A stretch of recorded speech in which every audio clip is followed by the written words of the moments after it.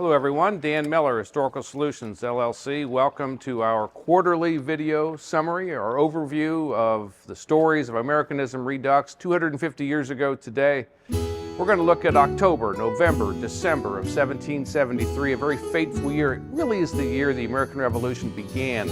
So let's talk about one word.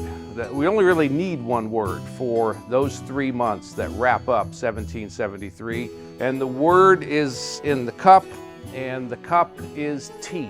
So we've seen the tea laws of the spring of 1773 written in the spring. We've seen them enacted in the summer. We've seen them carried out over the course of the fall. And so where it takes us in the fourth quarter of 1773, October, November, December, is that the tea is here.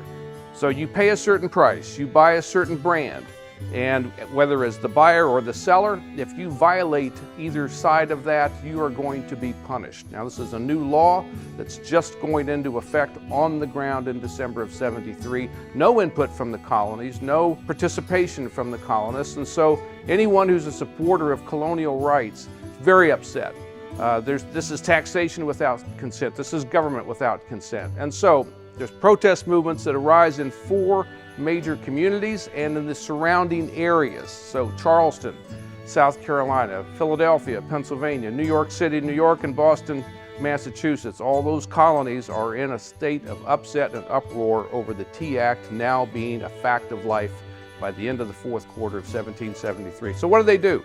Well, it spans the range. It's all nonviolent. Let's start with Charleston. They take the tea off the ship pretty politely and put it in a storehouse for safekeeping. Nobody can touch it. Let's go to Philadelphia. They stop the tea on the ship and they send the ship back directly to England with the tea unloaded and untouched.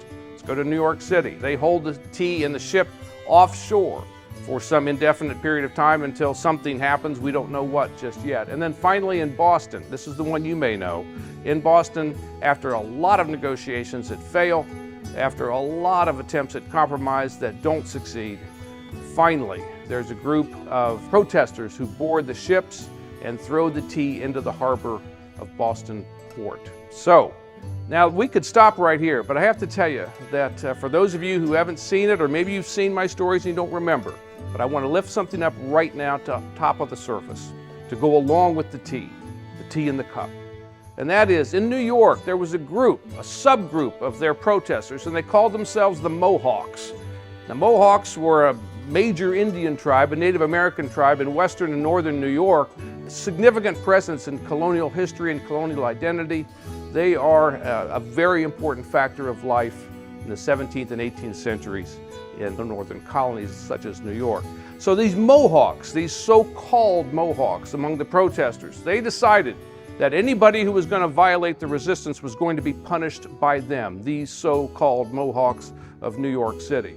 In Boston, you may have heard the story told that there were some of the protesters dressed up as native warriors. That's true. They were dressed up as Mohawk warriors. They also tried to sound like them with the shrieks and the screams and the yells as they were throwing the tea over the sides of the ships. So there's Mohawk imitators in New York. There's Mohawk imitators in Boston, and then there's something else, and then I'll let you go, I'll be quiet. There's an article in a Connecticut newspaper called the Connecticut Current. The article was published just a few days after the Boston Tea Party. It's unsigned except for one thing, and the writer of the article says that, you know what, the compromise won't work. The attempts at a middle ground won't work, and when they fail, when, not if, they fail, then we need to be ready to fight. And this writer had a suggestion. Let them land. Let the British land. Let the Redcoats land. Draw them inland. And we'll pick them off one by one, just like happened in 1755 to a British Redcoat general and his forces. That general's name was Edward Braddock. His demise, his destruction, was a legend in the colonial world. And so the author of this newspaper essay said, let's remember Braddock and fight like the natives did. Fight like we do. Fight like Americans. And he signed his name only, quote, a ranger, close quote.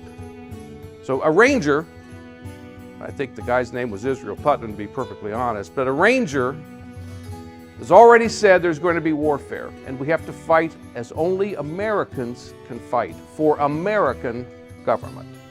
So that's where we are. We've got tea.